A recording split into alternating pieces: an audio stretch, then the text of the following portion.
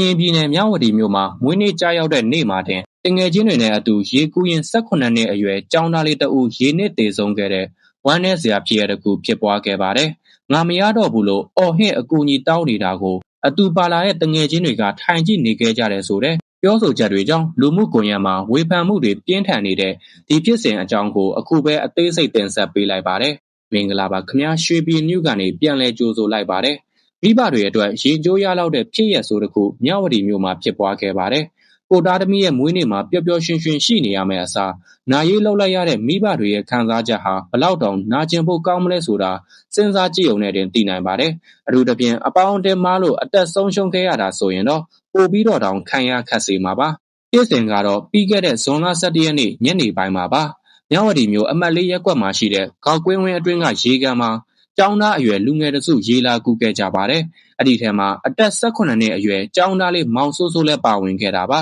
။မောင်စိုးစိုးအတွက်တော့အဲ့ဒီနေ့ဟာသူ့ရဲ့မွေးနေ့ရက်မြတ်လည်းဖြစ်နေခဲ့ပါတယ်။ရေကူးနေရင်နဲ့မောင်စိုးစိုးဟာရေနစ်ခဲ့ပါတယ်။မျက်မြင်တွေ့ရှိသူတွေရဲ့ပြောပြချက်အရမောင်စိုးစိုးဟာရေထဲမှာငါမရတော့ဘူးလို့အော်ဟစ်ပြီးအကူအညီတောင်းခဲ့တယ်လို့သိရပါတယ်။သူဟာရေထဲမှာ3ချိန်လောက်အထိပေါ်လိုက်နစ်လိုက်ဖြစ်နေခဲ့တာပါ။ဒါပေမဲ့တုံလုံးစရာကောင်းတာကတော့အတူပါလာတဲ့တကယ်ချင်းတွေထဲမှာရေကူးတတ်တဲ့သူတွေပါဝင်နေပေမဲ့အချိန်မီစင်းမကယ်ပဲကမ်းပေါ်ကနေထိုင်ကြည့်နေခဲ့ကြတယ်လို့ဆိုပါတယ်။အခင်းဖြစ်စဉ်ကိုမြင်တွေ့ခဲ့ရသူတဦးကတော့အပေါင်းတည်းမကောင်းတော့အခုလိုဖြစ်သွားရတာသူတို့ကယ်လို့မရတော့မှဟိုအကြောင်းကြားဒီအကြောင်းကြားနဲ့မရတော့ဘူးလို့အော်နေတာကိုထိုင်ကြည့်နေကြတာ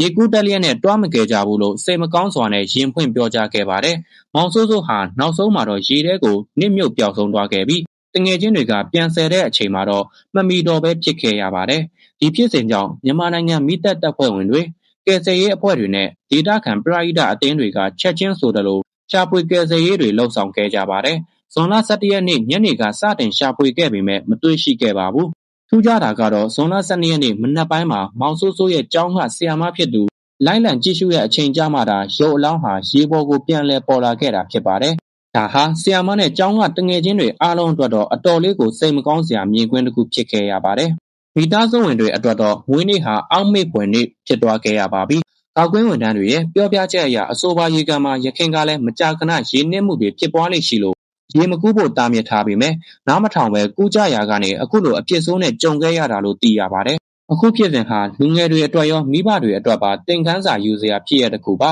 အပေါင်းတည်းမကောင်းရင်အသက်ဆုံးရှုံးရတတ်တယ်ဆိုတာကိုဒီဖြစ်ရကတက်တည်ပြနေပါတယ်။ဒီနေ့နေတဲ့သူကိုမြင်ရင်ကိုယ်တိုင်မကင်နိုင်ရင်တော့အနီးနားကလူကြီးတွေကိုအမြန်ဆုံးအကူအညီတောင်းတာမျိုးလုပ်တင်ပါတယ်။အခုတော့အသက်18နှစ်အရွယ်လူငယ်လေးတဦးရဲ့အနာဂတ်ဟာရေကန်ထဲမှာတင်နှီးကုန်းချုပ်သွားခဲ့ရပါပြီ။အခုလိုမျိုးထူးခြားတဲ့သတင်းထူးသတင်းဦးတွေကိုနေ့စဉ်တင်ဆက်ပေးနေတာမလို့ကျွန်တော်တို့ရဲ့ရွှေပြည် news ဆိုတဲ့ channel လေးကိုလည်း subscribe လုပ်ထားဖို့မမေ့ပါနဲ့เนาะကြည့်ရှုပေးခဲ့ကြတဲ့ပရိသတ်ကြီးအားလုံးကိုကျေးဇူးအထူးတင်ရှိပါတယ်အားလုံးပဲပေးကင်းကြပါစေ။